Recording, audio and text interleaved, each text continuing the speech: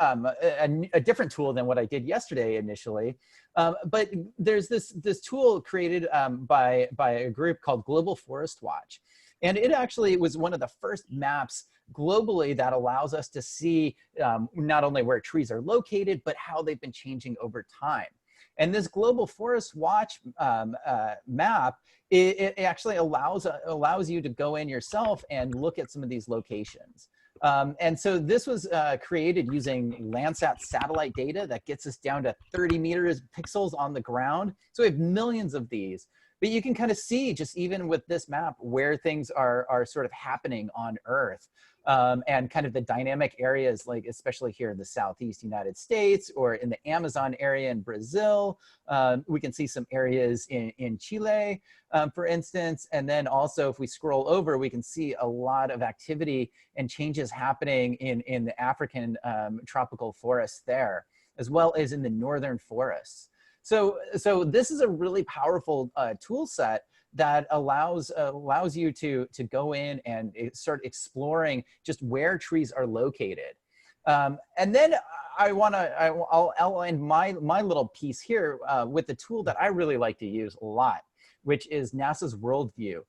And part of the reason why I like this is because it brings it together a lot of the different data sets that different NASA scientists actually create. And you can see inside of here, one of them is the satellite detections of fires.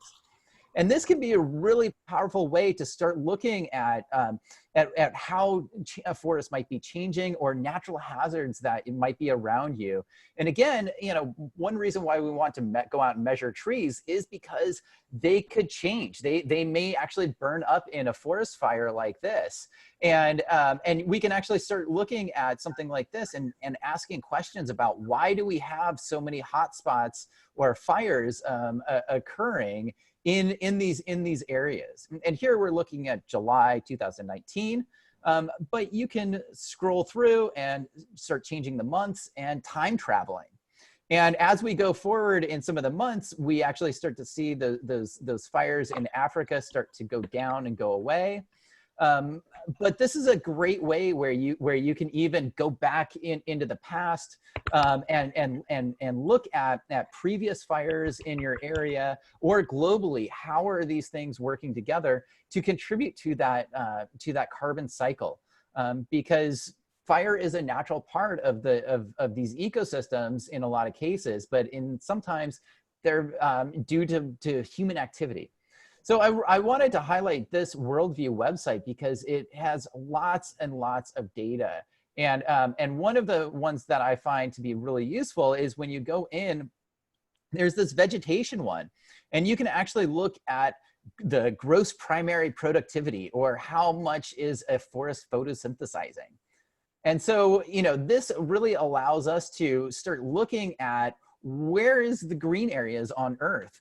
And if you use something like this to first get an understanding or to compare to your measurements, all of a sudden you start to be able to contextualize or add a little bit more information to what you're seeing.